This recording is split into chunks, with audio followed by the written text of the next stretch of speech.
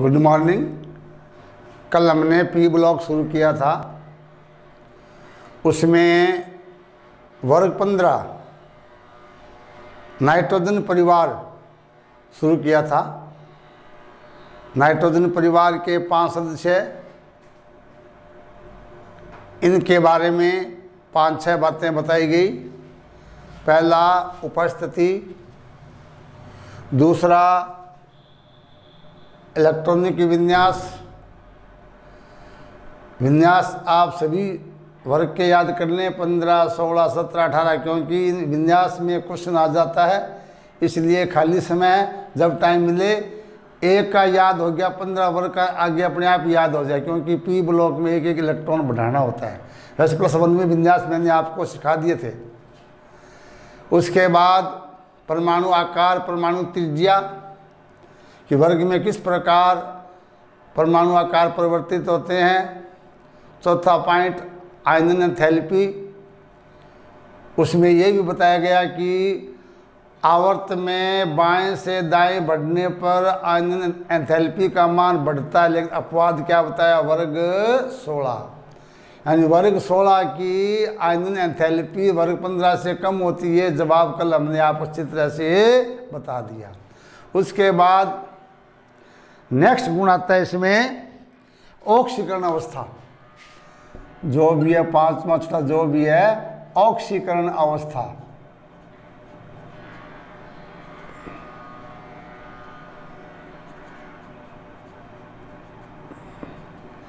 इसे कहते हैं ON, ऑक्सीडेशन नंबर। तो चूंकि मैंने पहले बताया कि इसमें 4 क्वेश्चन आएंगे, 4 छोटे एक एक नंबर के पॉइंट आते हैं, इसलिए हर एक मुख्य बिंदु साथ साथ आप पॉइंट बनाते रहे। जैसे पहला प्रश्न में क्या लिखेंगे कि वर्ग 15 का विन्यास क्या होता है, NH2NP3। चूंकि P उपकोष में 3 इलेक्ट्रॉन है, S में 2, 5 बायां कक्ष में 5 इलेक्ट्रॉन होने चाहिए 8, इसलिए इनकी संयोजकता क्रम से क्या होती है, 3 इलेक्ट्रॉन ग्रहण करते हैं तो -3, त्यागते हैं 3, त्यागते हैं तो +3, और 5 त्यागते हैं +5। यानी कि वर्ग 15 के तत्वों की सामान्य ऑक्सीकरण अवस्था -3, +3 और +5 होती है। कैसे? इनका विन्यास बनाइए 2, 5, यानी बाएं कोष में 5 इलेक्ट्रॉन है। स्थायी विन्यास प्राप्त करने के लिए 3 इलेक्ट्रॉन ग्रहण करते हैं तो -3 हो जाएगा। केवल P उपकोष के इलेक्ट्रॉन त्यागते हैं तो +3 संयोजकता हो जाएगी, और S और P दोनों के इलेक्ट्रॉन त्याग देते हैं तो +5 संयोजकता इनकी या ऑक्सीजन संख्या संभव है। नंबर 2, वर्ग में ऊपर से नीचे आने पर माइनस ऑक्सीकरण अवस्था घटती है और प्लस बढ़ती है, क्योंकि N और P छोटा आकार, अधिक विद्युत ऋणात्मकता होने के कारण ये 3 इलेक्ट्रॉन लेकर अपना स्थायी विन्यास प्राप्त कर लेते हैं, जबकि नीचे के तत्व इलेक्ट्रॉन त्याग कर अपना विन्यास प्राप्त करते हैं। इसलिए वर्ग में ऊपर से नीचे आने पर -3 संयोजकता घटती है, +3 और +5 में वृद्धि होती है। NP, AS, SB और BI।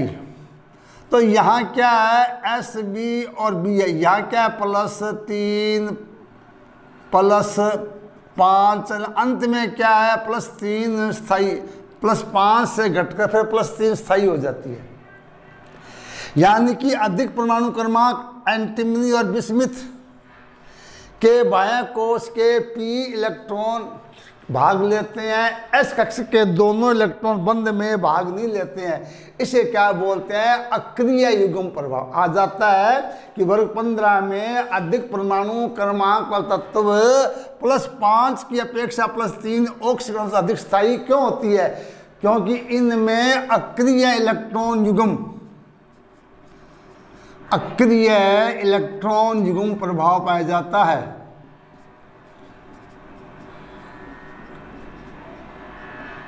आपको +1 में भी बताया था, 14 वर्ग में मैंने बताया था कि वर्ग 13, 14, 15 के अधिक परमाणु क्रमांक वाले तत्वों के बाह्य कक्ष में s कक्ष के इलेक्ट्रॉन, यानी s के जो दोनों इलेक्ट्रॉन है वो बंद बनाने में भाग नहीं लेते हैं, इसलिए इससे क्या कहते हैं, अक्रिय इलेक्ट्रॉन युग्म प्रभाव।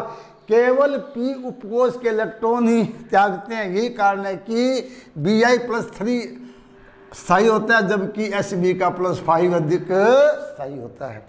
तो उसके बाद में ये 3rd पॉइंट हो गया।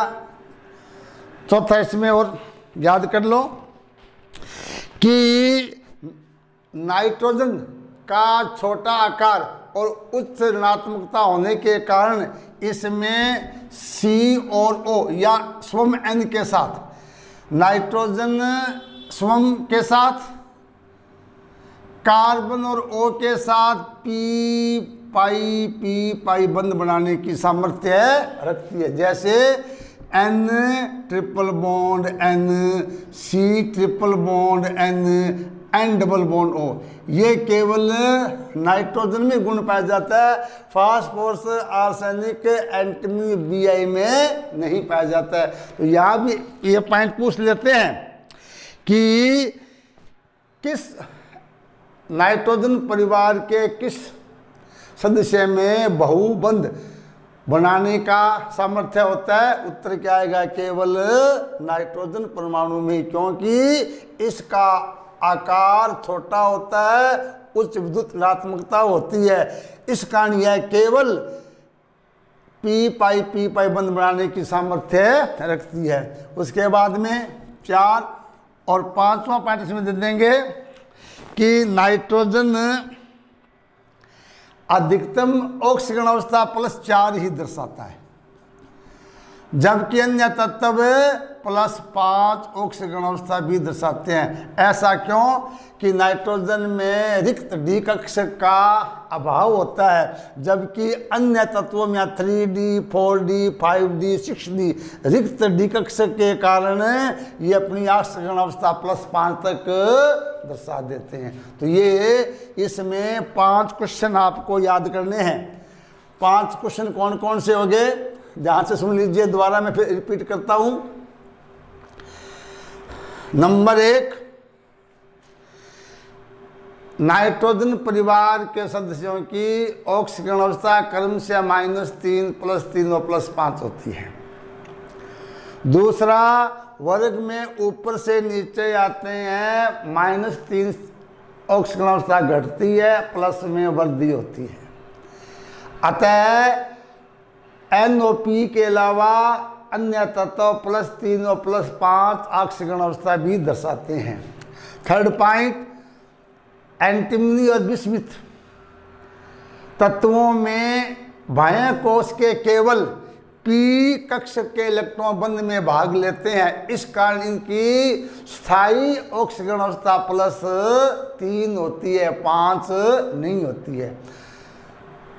कारण आ जाता है, कारण यह है कि इनमें s के इलेक्ट्रॉनों का अक्रिय युग्म प्रभाव होता है, यानी उच्च परमाणु क्रमांक वाले तत्वों में बाह्य कोश के s कक्ष के दोनों इलेक्ट्रॉन बंध बनाने में भाग नहीं लेते हैं, इसे क्या कहते हैं, अक्रिय युग्म प्रभाव।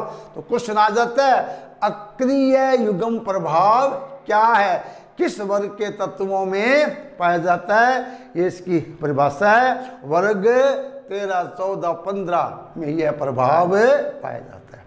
फिर हमने बताया कि नाइट्रोजन स्वयं के साथ और कार्बन और ऑक्सीजन के साथ, क्योंकि कार्बन की ऋणात्मकता ज़्यादा है, O की भी ज़्यादा है, इसलिए यह इसमें p बंध बनाने की सामर्थ्य होती है। इस वर्ग के अन्य तत्वों में p बंध बनाने की सामर्थ्य नहीं होती है।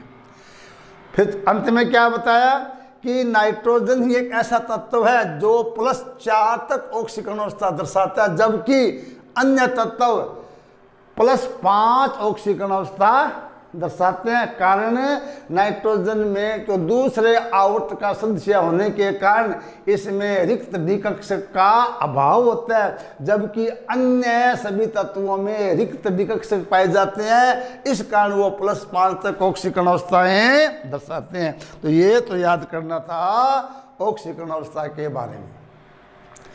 अब एक आता है असमानुपातन।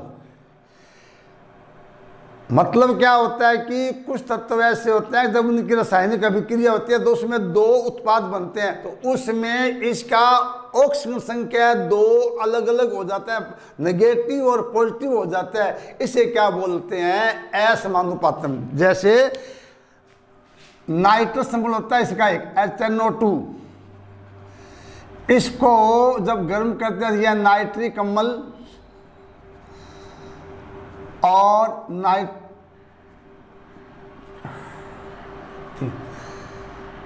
यहाँ N का ओन क्या होता है? +3। यहाँ N की ऑक्सीजन संख्या क्या होती है? +3। यहाँ क्या हो जाएगी? +5। यहाँ हो जाएगी -2,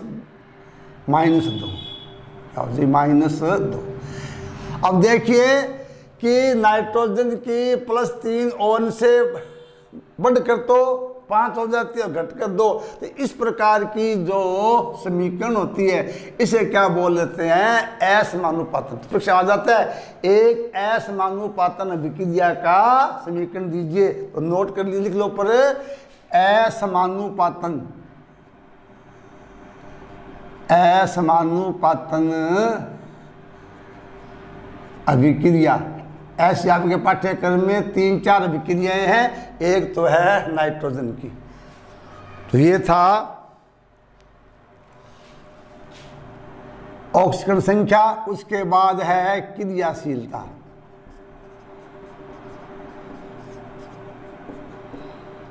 ये जो 5 तत्वों में क्रियाशीलता का क्रम क्या है? इसमें नाइट्रोजन एक ऐसा तत्व है जिसका व्यवहार अपने वर्ग के अन्य सदस्यों से भिन्न होता है। और प्रश्न भी आ जाता है कि N का व्यवहार अपने ही वर्ग से भिन्न क्यों होता है? अगर आपको ध्यान हो, वर्ग 1st 2nd में लिथियम का व्यवहार अन्य मेंबर से भिन्न है, दूसरे में बेरिलियम का, तीसरे में बोरोन का, चौथे में कार्बन का, 5वें में N का, 6ठे में O का, 7वें में F का।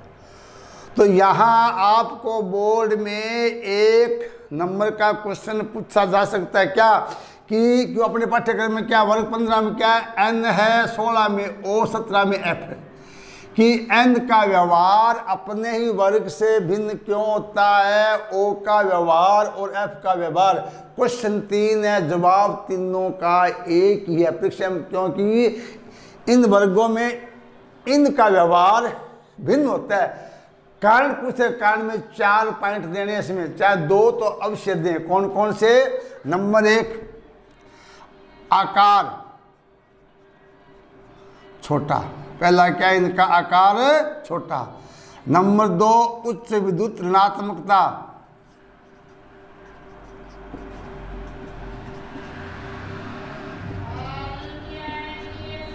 तीसरा उच्च आयनन एंथैल्पी।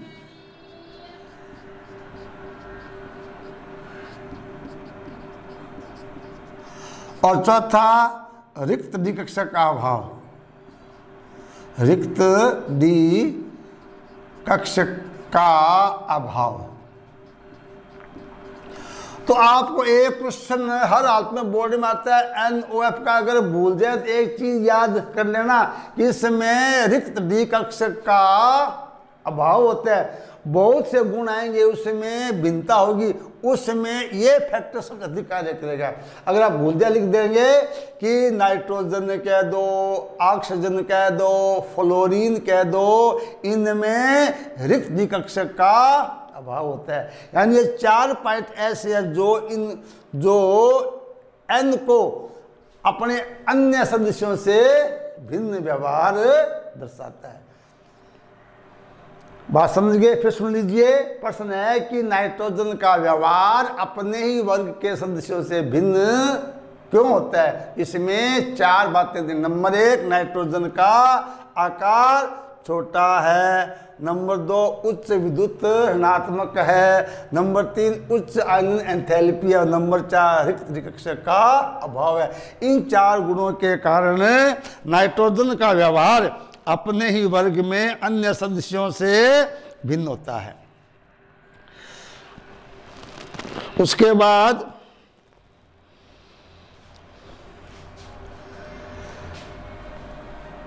पहला बात क्रियाशीलता में। अब दूसरा क्या है कि नाइट्रोजन एक ऐसा तत्व है जिसमें कार्बन और, अभी ऊपर जो लिखा था, कार्बन और ऑक्सीजन के साथ पी पाई बंध बनाने का सामर्थ्य होता है। और तीसरा कि नाइट्रोजन में यह N2 गैस के रूप में पाई जाती है। क्यों कि इसमें 2 पी पाई बंध बन जाते हैं। छोटा आकार और उच्च ऋणात्मकता होने के कारण नाइट्रोजन परमाणु में बहुबंध, 2 परमाणु आपस में बहुबंध द्वारा जुड़कर N2 अणु का निर्माण करते हैं, जिसे N ट्रिपल बॉन्ड N के द्वारा प्रदर्शित करते हैं। और यहाँ इसलिए मैं बता रहा हूँ, ये आ जाता है कि नाइट्रोजन है वो N2 के रूप में पाई जाती है, जबकि फास्फोरस ठोस होता है। जवाब वही हो जाएगा कि छोटा आकार और उच्च ऋणात्मकता के कारण नाइट्रोजन में पी पाई बंध बन जाता है, जबकि फास्फोरस का आकार बड़ा होने और विद्युत ऋणात्मकता कम होने के कारण पी पाई बंध बनाने में असमर्थ होता है। यही कारण है कि नाइट्रोजन सामान्य ताप पर गैस के रूप में पाई जाती है। उसके बाद में थर्ड पॉइंट इसमें क्या याद करेंगे कि नाइट्रोजन गैस है जो बहुत ही कम क्रियाशील होती है। ये तो गैस में क्यों होती है? दूसरा, वायुमंडल में 78% होती है ये आयतन के हिसाब से, फिर भी ये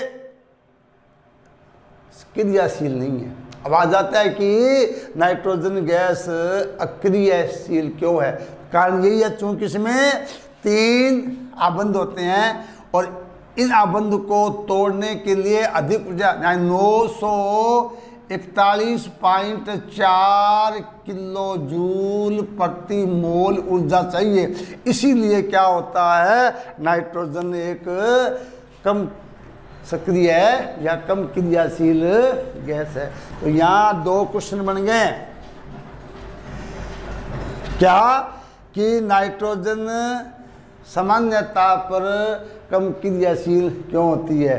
क्योंकि नाइट्रोजन अणु में N ट्रिपल बॉन्ड N 3 आबंध होते हैं। इन आबंध को तोड़ने के लिए अधिक ऊर्जा की आवश्यकता होती है। यही कारण है कि नाइट्रोजन कम क्रियाशील है। तो यहाँ क्वेश्चन पहला पॉइंट बनता है, नाइट्रोजन का व्यवहार अन्य सदस्यों से भिन्न होता है। जवाब ये दे दिया। नंबर 2, नाइट्रोजन में बहुबंध बनाने की प्रवृत्ति होती है, यानी N2 के रूप में गैस की अवस्था में पाई जाती है। कारण छोटा आकार और अधिक ऋणात्मकता के कारण पी पाई आबंध बनाने की सामर्थ्य होती है। यह पूछ सकते हैं कि N2 गैस की अवस्था में पाई जाती है और फास्फोरस ठोस, इसका जवाब यही होगा। तीसरा, नाइट्रोजन कम क्रियाशील क्यों होती है? N ट्रिपल बॉन्ड N के कारण, क्योंकि इन 3 बंधों को तोड़ने के लिए अधिक ऊर्जा की आवश्यकता होती है। कितनी ऊर्जा होती है? 941.4 किलो जूल प्रति मोल। ये 3 क्वेश्चन बन जाते हैं क्रियाशीलता में। नेक्स्ट 8वां पॉइंट है, और इसमें बात और याद कर लेंगे। चौथा और याद कर लो। आ जाता है कि R3P डबल बॉन्ड हो तो बन जाता है, लेकिन R3N डबल बॉन्ड नहीं बनता।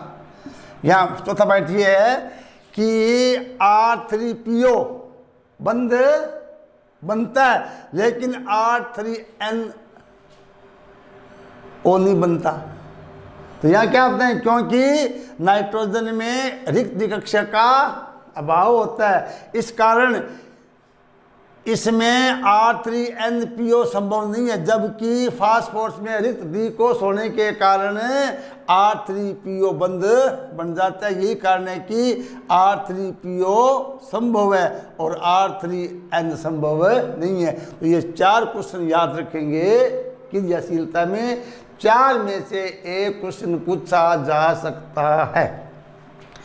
इसके बाद आता है 8वां पॉइंट, आता है हाइड्राइड। क्योंकि एक वर्ग के सारे पॉइंट कर लें तो अगले वर्गों में ये पॉइंट कॉमन होंगे, जैसे उपलब्धता, आयनन विभव, इलेक्ट्रॉनिक विन्यास, भौतिक अवस्था, ऑक्सीकरण अवस्था, क्रियाशीलता, हाइड्राइड। नेक्स्ट पॉइंट है हाइड्राइड।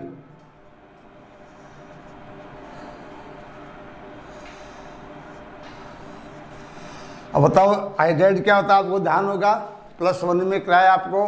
हाइड्रोजन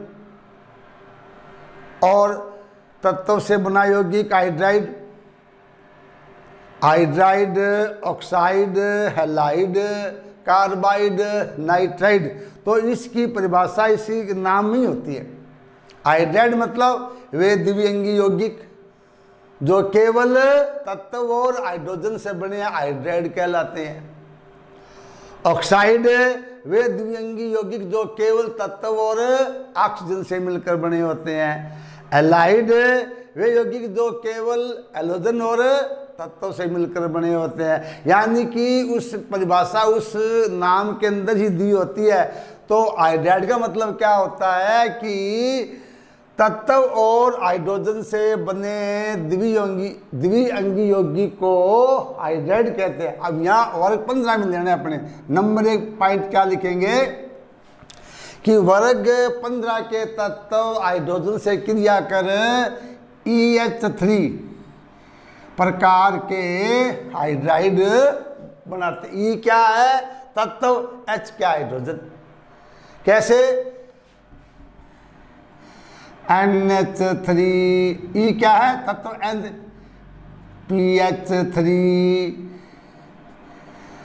ASH3, SBH3 और BiH3। तो ये पहली पॉइंट पूछ सकता है कि वर्ग 15 के तत्व किस प्रकार के हाइड्राइड बनाते हैं। आंसर क्या लिखोगे, EHX3। अब नंबर 2 पॉइंट, इनकी स्थायित्व क्षारक, ये क्योंकि आप प्रत्येक जानते हो N पर एकांकी युग्म है, P पर है, AS पर है, S Bi पर है। यानी इनमें केंद्रीय परमाणु पर एकांकी इलेक्ट्रॉन युग्म होता है। और आप जानते हैं कि जिन यौगिकों में एकांकी इलेक्ट्रॉन युग्म होता है वो लुईस क्षार की भांति व्यवहार करते हैं। तो सभी जो ये हाइड्राइड है वो लुईस क्षार की भांति व्यवहार करते हैं। इनका क्रम आ जाता है कि इनकी क्षारकता का क्रम घटता या बढ़ता। लिखिए तो इनकी जो क्षारकता है इसी क्रम में घटती है। यानी NH3 सर्वाधिक क्षार, NH3 greater than PH3 greater than ASH3 greater than BiH3 greater than SB और BiH3। इसलिए लिखा परीक्षा में क्या आपको ये 4 हाइड्राइड दे देंगे। पूछेगा इनकी क्षारकता का घटता क्रम या बढ़ता क्रम। ये तो क्या है घटता क्रम, बढ़ता है तो ये पहले ये इस प्रकार घुमा देंगे तो क्या हो जाएगा, ये बढ़ता क्रम हो जाएगा। 3rd पॉइंट संकरण। पूछ सकता है कि वर्ग 15 से बने हाइड्राइड संकरण क्या होगा, sp3 होता है। संकलन क्या होता है, sp3। और इसके हिसाब से ज्यामिति क्या होनी चाहिए इनकी, चतुष्फलकीय है। लेकिन वास्तव में वर्ग 15 के सभी हाइड्राइड की ज्यामिति क्या होगी, पिरामिडी। क्यों कि इनमें केंद्रीय परमाणु पर एक एकांकी इलेक्ट्रॉन युग्म होता है, उसमें परस्पर अधिक प्रतिकर्षण होता है, जबकि बंधित इलेक्ट्रॉनों में प्रतिकर्षण कम होता है। इस कारण जो कोण है कुछ घटकर कम हो जाता है और ज्यामिति क्या बन जाती है, इनकी पिरामिड बन जाती है। चौथा पॉइंट, चूंकि हाइड्राइड के एच त्यागते हैं तो कौन सा प्रबल अपचायक है, तो विषमित हाइड्राइड सबसे प्रबल अपचायक है। क्यों कि इसकी विद्युत ऋणात्मकता में बहुत कम अंतर होता है। एच है वो आसानी से टूट जाता है। यही कारण है कि BiH3 प्रबल अपचायक है, जबकि NH3 दुर्बल अपचायक आ जाता है। कि कारण बताइए, विषमित हाइड्राइड प्रबल अपचायक है तो लिख देंगे चूंकि BiH में Bi की विद्युत ऋणात्मकता कम होती है और ये बंध क्या होता है, दुर्बल होता है। ये बंध आसानी से टूट जाता है। और क्रम आ जाए कि वर्ग 15 के हाइड्राइड के अपचायक का घटता क्रम, तो क्या आ जाएगा इसमें, BiH3 greater than SbH3 greater than ASH3 greater than PHS greater than NaCH। तो ये इसका 5वां हो जाएगा। इसमें सभी ये विषैले होते हैं और गैसीय अवस्था में पाए जाते हैं। अपवाद क्या है, यहाँ NH3 है, ये द्रव अवस्था में पाए जाते हैं। आ जाता है कि वर्ग 15 के हाइड्राइड गैसीय अवस्था में पाए जाते हैं, लेकिन अमोनिया द्रव क्यों है, तो इसमें अमोनियम क्या होता है, NH बंध ध्रुवीय होने के कारण, N की विद्युत ऋणात्मकता अधिक होने के कारण यह हाइड्रोजन बंध बना लेती है। जैसे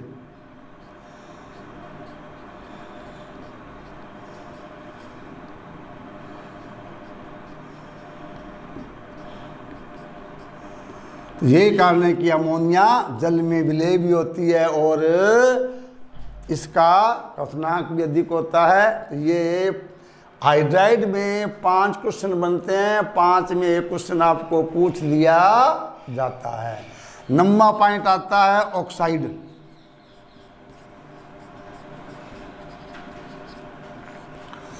तो जैसे तत्व और हाइड्रोजन से बने यौगिक हाइड्राइड, ऐसे ही तत्व और ऑक्सीजन से बने यौगिक ऑक्साइड।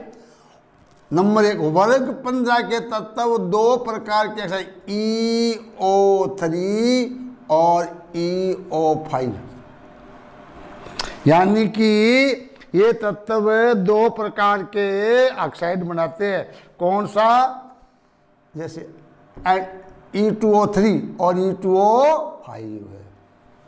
कैसे, जैसे N2O3, N2O5, P2O3, P2O5, ऐसे ही आर्सेन, यानी कि इसमें 2 प्रकार के ऑक्साइड बनते हैं।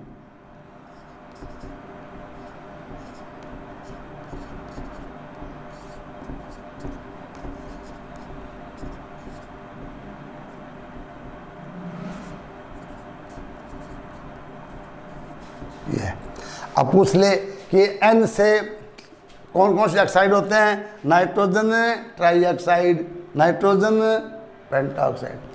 अब इनकी प्रकृति याद रखिए, ये तो होते हैं अम्लीय ऑक्साइड। पूछ लेते हैं कि वर्ग 15 में किन तत्वों के ऑक्साइड अम्लीय होते हैं। नाइट्रोजन और फास्फोरस के दोनों ऑक्साइड क्या होते हैं, अम्लीय।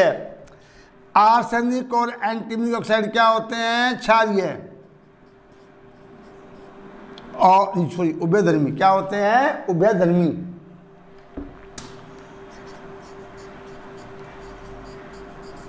और ये होते हैं क्षारीय। किसका होता है, विषमित के। अभी आपको पता अम्लीय ऑक्साइड क्या होता है, जानते होंगे। ऐसे ऑक्साइड जो अम्ल जल से क्रिया कर अम्ल बना देते हैं।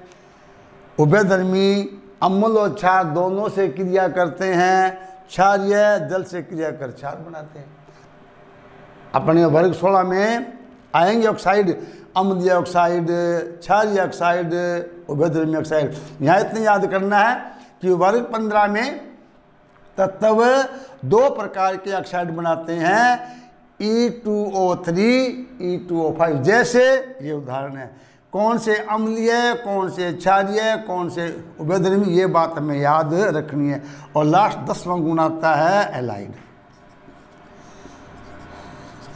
तो वर्ग 15 के तत्व दो प्रकार के हैलाइड कौन कौन से, EX3 और EX5। जैसे NCl3, PCl3, AsCl3, SbC, और यहाँ PCl5, AsCl5, Sb, N का नहीं बनता है। यहाँ क्वेश्चन आ जाता है। पहली बात क्या याद रखनी है कि वर्ग 15 के तत्व दो प्रकार के हैलाइड बनाते हैं, EX3, EX5।